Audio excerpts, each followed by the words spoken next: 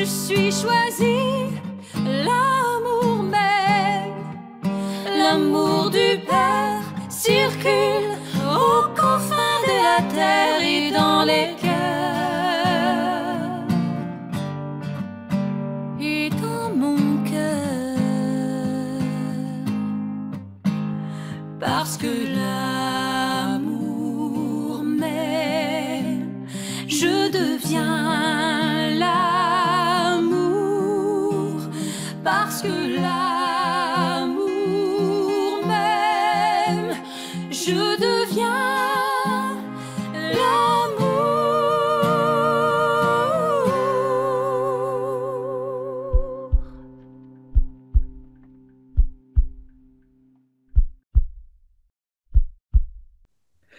Alors bonjour, chers choisis de Jésus.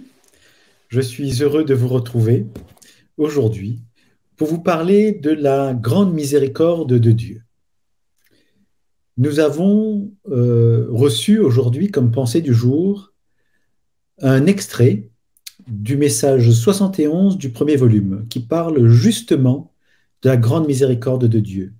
Et nous avons dans ce message 71 du premier volume une prière que Jésus nous donne et qu'il adresse à son Père. Il nous la donne pour qu'on puisse prier le Père en son nom avec ses propres paroles.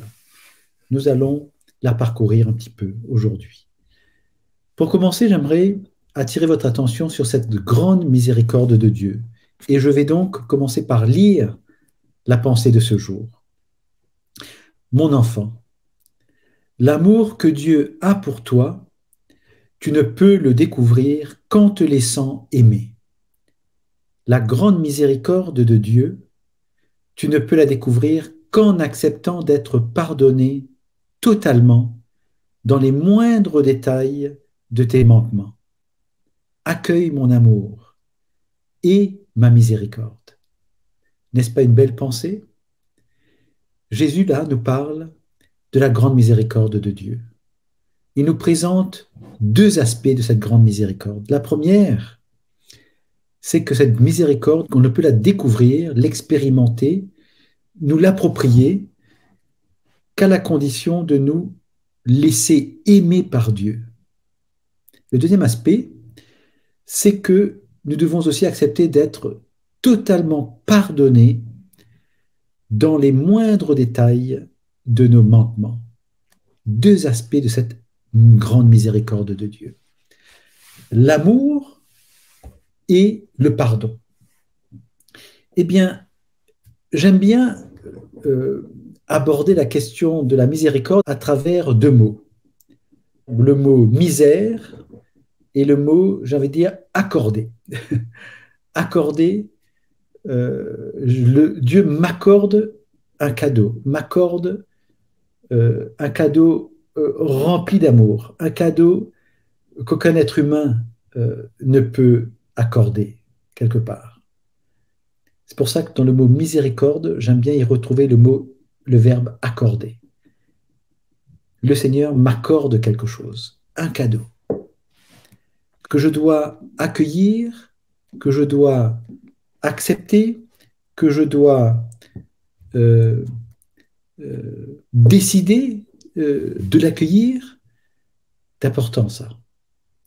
La grande miséricorde de Dieu commence déjà par accepter que Dieu puisse m'accorder un don, un talent, un cadeau que je n'aurais jamais fini de déballer finalement. Qu'est-ce qu'il m'accorde dans la grande miséricorde? Il m'accorde de m'aimer et de me pardonner malgré mes misères, malgré le fait que je suis petit, pécheur, fragile, vulnérable, limité, misérable, impuissant, sans même considérer mes mérites ni mes vertus. Il m'aime tel que je suis, tel que Dieu m'a créé. Il m'aime malgré mes manquements. Il m'aime malgré mes écarts de conduite. Il m'aime malgré mes péchés, malgré mes changements d'humeur, malgré le fait que je puisse avoir des pensées de colère, de tristesse, des pensées de critique, de jugement, des pensées d'envie, d'orgueil. Il m'aime malgré tout ça parce qu'il sait exactement comment il m'a créé. C'est un Dieu d'amour, il m'a créé pour être aimé de lui, pour pouvoir l'aimer, pour pouvoir aimer les uns et les autres autour de moi, pour pouvoir vivre en harmonie avec la création, sa création. Il ne m'a pas créé avec de la tristesse, de la colère, de l'envie, de l'orgueil. Ça, c'est arrivé par l'éducation qu'on a reçue. C'est arrivé par la pollution de cette société dans laquelle nous vivons. Nous nous sommes laissés embarquer sur un chemin, celui des valeurs que prône ce monde. Mais ce n'est pas comme ça que Dieu nous a créés. Alors, nous devons apprendre à nous regarder, à regarder les autres également, avec le regard de Dieu, avec le regard de Jésus. Parce que Jésus nous regarde tel qu'il nous a créés. Mais pour que son amour puisse nous rejoindre, nous devons adopter une posture qui nous permette de recevoir cet amour. Nous devons lui permettre de recevoir son amour, puisqu'il nous a créés libres. La liberté nous fait dire oui, nous fait dire non. Il n'y a personne qui peut nous en empêcher. Donc, il nous faut bien décider d'accueillir son amour. Oui, Seigneur, je sais que tu m'aimes.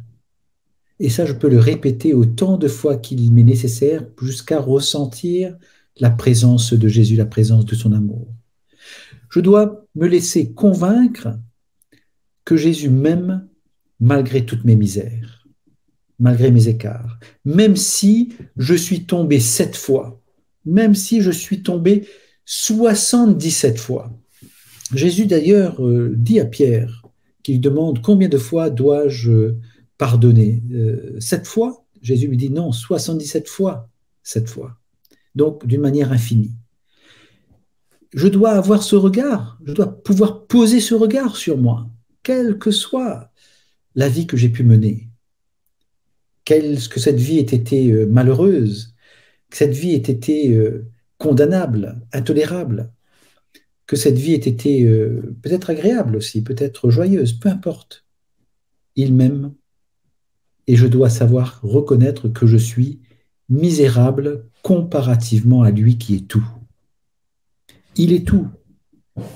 Donc cette grande miséricorde, je dois la découvrir en acceptant d'être aimé comme je suis.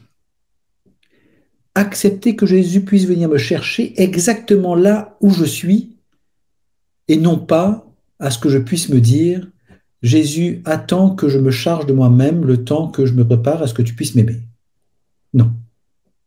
Je ne dois pas me prendre en charge. Jésus se propose de venir exactement là où je suis, dans ma vie, quelle que soit ma situation de vie, l'état de péché dans lequel je peux être, il se propose de venir me chercher là où je suis cette brebis, disons, perdue, et il vient me chercher. Il oublie tout ce que j'ai pu faire. Il veut simplement que je puisse lui dire oui, viens, aime-moi, apprends-moi à t'aimer avec ton amour. La deuxième chose, c'est que cet amour s'accompagne du pardon. Il y a des choses dans ma vie que j'ai faites et dont je ne suis pas fier. Des choses que j'ai faites et que j'ai peut-être enfermé quelque part dans la cave de mon cœur pour que je puisse l'oublier même. Le fait est que ça reste, tant que c'est en moi, ça reste des choses négatives en moi qui ne sont pas de Dieu. Or, Dieu me veut avec lui, saint et immaculé, dans le Christ, pour être présenté devant le Père dans l'amour. Éphésiens 1,4. Il me veut avec lui au paradis, dans son ciel, où tout est saint et immaculé. Je ne sais pas ce que c'est que la sainteté, que d'être immaculé. lui le sait. Donc lui seul connaît le chemin que je dois suivre pour qu'il me rende saint immaculé. Et sur ce chemin, il y a le pardon. Je dois pouvoir accepter d'être pardonné. D'ailleurs, dans le Notre Père, c'est ce que nous disons.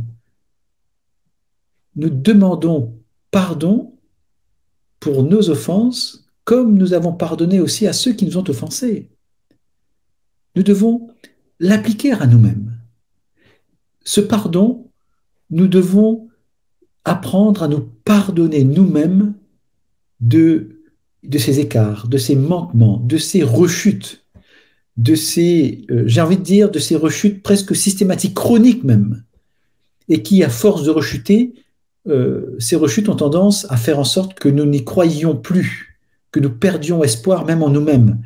Mais ça, c'est le propre de l'orgueil, de vouloir comment dire, nous désabuser, nous désenchanter, nous faire perdre espoir, alors que l'amour de Dieu est là pour nous faire avancer, malgré ce poids que nous portons derrière. L'amour de Dieu veut simplement que nous acceptions d'être pardonnés totalement, complètement. Il nous faut faire cette démarche de reconnaître l'écart, le manquement, le péché, les paroles, voire les pensées même perverses ou condamnables ou intolérables que nous aurions pu avoir. Il nous faut accepter, reconnaître cela comme quelque chose qui nous habite vraiment. Et puis, simplement l'accueillir et les lui remettre en passant, dans la mesure du possible, par le sacrement de réconciliation. Et puis, c'est là que s'opère cette grande miséricorde. Nous faisons l'expérience de la miséricorde de Dieu sur le terrain, pas dans la connaissance. Il nous faut vivre. Par exemple, je me souviens de cette expérience vécue où j'avais pour une personne constaté une haine vraiment dont je ne me connaissais pas capable. Une colère qui montait en moi dont je ne me connaissais pas capable non plus. Et pourtant, cette haine et cette colère m'habitaient. Je devais reconnaître que je portais en moi cette haine et cette colère envers une personne, envers un frère, une sœur. Je la portais. Je ne pouvais pas la cacher. Je la portais. Donc, déjà, je l'ai accueilli.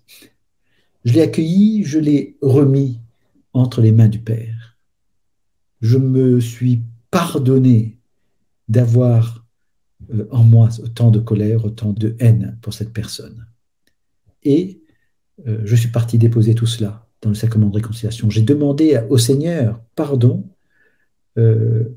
d'avoir manqué à la dignité de la personne envers qui j'avais tant de colère et tant de haine. J'ai demandé aussi, également pardon à Dieu d'avoir eu autant de haine et de colère, finalement envers lui, parce qu'il a dit « Tout ce que vous faites à l'un de mes petits, c'est à moi que vous le faites. » Je lui ai demandé pardon aussi. Et puis, quelques jours après, il s'est passé un miracle. Le miracle s'est passé à l'intérieur de moi. Pas dans ma relation à l'autre, non, à l'intérieur de moi. C'est que cette haine et cette colère avaient totalement disparu de mon cœur, au point que je me suis posé la question en regardant la personne, comment ai-je pu avoir tant de haine et de colère envers elle, alors que je ne voyais plus aucun motif capable de soutenir cette haine, cette colère. Je ne comprenais même plus que je puisse même avoir eu de la colère et de la haine. Ça, c'est un miracle de Dieu. Donc, cette grande miséricorde, nous ne pouvons l'accueillir qu'en acceptant d'être pardonnés totalement jusque dans les moindres détails de nos manquements, de nos péchés, de ce que nous reconnaissons intérieurement. Je vous propose, pour terminer cet enseignement, de vous lire cette prière de Jésus à son Père. Et donc, avec toi qui m'écoutes, rendons gloire au Père en lui disant ceci avec les paroles mêmes de Jésus. « Père, je te rends gloire pour le flot de grâce que tu déverses en ce moment sur tes choisis. Père, Je te rends gloire de parachever ta création chez tes choisis. Père, je te rends gloire d'en faire des êtres d'amour unis à mon cœur et à celui de ma mère. Père, je te rends gloire pour la multitude de cœurs que tu vas rejoindre à travers eux. Père, je te rends gloire pour cette Église nouvelle que tu reconstruis en ce moment. Père, je te rends gloire pour cette société nouvelle qui se reconstruit à travers tes choisis. Père, je te rends gloire de faire éclater ta miséricorde, ton amour et ta toute-puissance en eux, autour d'eux et à travers eux. Merci, Père, pour tant d'amour, pour ce feu d'amour, feu qui brûle dans les cœurs de tes choisis en ce moment. Je te demande que ce feu d'amour se propage dans tous les cœurs. Merci, Père, d'exaucer toujours ma prière. Comble encore tes choisis de ton amour, comble d'une façon spéciale le tout petit qui récite cette prière, ainsi que tous ceux et celles qu'il porte dans son cœur ou que nous avons greffés à son cœur. Qu'il soit comblé, lui et les siens, de notre amour trinitaire. Amen. Et terminons, comme à notre habitude, par « Parce que l'amour nous aime, nous devenons l'amour. Parce que l'amour nous aime, nous devenons l'amour. Parce que l'amour nous aime, nous devenons l'amour. » Au revoir. Je suis choisi, l'amour même, l'amour du Père circule aux confins de la terre et dans les cœurs et dans mon cœur, parce que l'amour m'aime, je deviens l'amour, parce que l'amour m'aime, je deviens